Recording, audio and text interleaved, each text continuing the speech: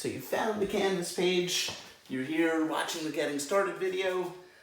This is a good way to get you used to how you're supposed to interact with the course, or the way I'd best like you to interact with the course. So basically, in Canvas, if you click on modules, it's going to have the course laid out the way I designed it. Where we're going to get started with is with linear equations. If you look at the first module within the class, it's going to be getting started, syllabus, things like this. But then the very next module is going to be the way everything else is designed from here on out. Basically, each lesson is going to be introduced with a page in Canvas, where that page has 4 tabs. The first tab is going to be objectives, just telling you the things that we're looking to learn from that lesson. The second tab is going to be a PowerPoint. My hope is that you can use the PowerPoint on your own, see some example problems, how they're done, get some background on how to solve the different problems. But really, the in-class time that your class is set to meet is where I'm going to give my full lecture with the PowerPoint. So my hope is that those classes are going to begin with 20 minutes of me lecturing on the new topic, and then the remainder of class going over some sample questions, answering questions from people who are there for the live class. That said, if you cannot make the live class, it's not going to negatively impact your grade. I love interacting with students. I love trying to help them with math that they're confused on. But if you get it on your own, you don't need to be there, you don't need to be there. Really, the grade in this course is based on how you do on the online homeworks, how that translates to the tests. So, once you've seen this PowerPoint, either by being live in class or by clicking through yourself, there's then going to be the next tab, which has classwork. Classwork is basically just a worksheet with problems like what you're going to see on the homework. It's never going to be collected, it's not graded, but my hope is that you try the problems on your own and then view the video that follows them, which explains how to do each problem. So that's really just extra work, extra practice for you to get in before you start the homework problems. The good news is, if you are doing some of the homework problems, you get to something that you completely don't understand, you can always go back to the classwork and the classwork video to see how I explained a problem like that. So those are the lessons that you go through as you build towards getting ready to do the online homework. Underneath the page that introduces a lesson is a link to Webassign, which is a Cengage product where all of the online work is.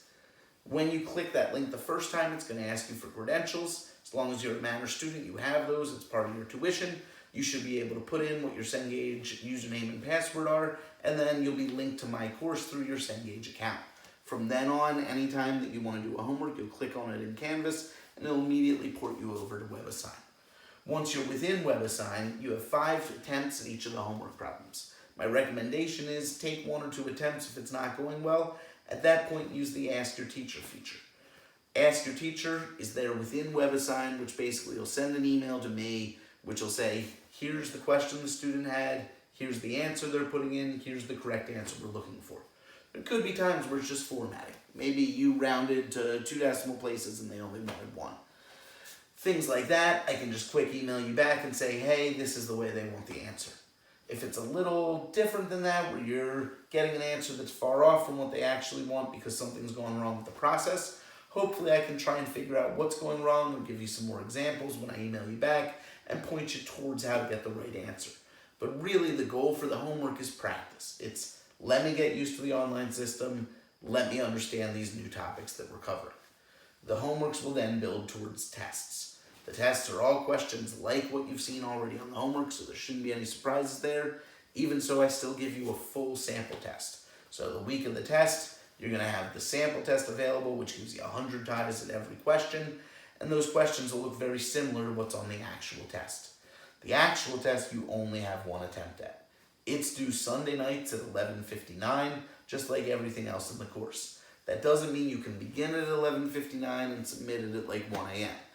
All the questions must be done, complete, and submitted by that deadline of 11:59.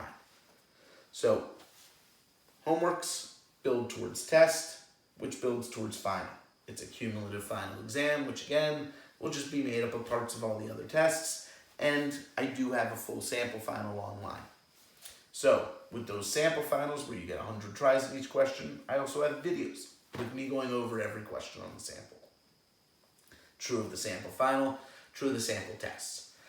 I'm really hoping that by seeing me in front of this whiteboard doing the problems out, it'll have the feel like a real classroom. But I understand that this is kind of a crazy semester, so hopefully we'll do our best to make sure that you get as much attention as I can give you, helping you understand how to do the problems in the way that they're asking them to do. So 20% of your grade is from the online homework, 40% of your grade is from 5 tests that are online, 20% of your grade is from the online final. That's 80%. That's all Webassign stuff that you're going to do through Canvas into Webassign. The other 20% is discussion boards and long-term projects. There's 2 long-term projects in the class. First one is a systems packet where you're asked to solve systems of equations 3 different ways that we learned in class. Basically, that packet's assigned 2 weeks before it's due. All I need you to do is answer the questions in the packet, send me either pictures of the packet, or if you can scan if you have a scanner, or you can type it up if you prefer that. But honestly, if all you have is something that can take pictures of your work, that's more than enough for me to be able to grade it. Second project long-term that you have in the class is a quadratic formula assignment. Basically, it just gives me a chance to give you more quadratic formula problems to try at the end of the course when we're really getting ready for the last test and the final that have the quadratic formula on it. Discussion board is going to be due every week again, has to be submitted by Sunday night at 11:59. You cannot get points off if you submit. I'm going to ask you a math question most likely, or a real life problem like stuff that we're doing in class. As long as you make attempt at it, you get full points. If you make an attempt late, you don't get full points. So my hope is that you remember, go into Canvas, answer the discussion board each week. That way you can get the easy points that I'm trying to give you for it.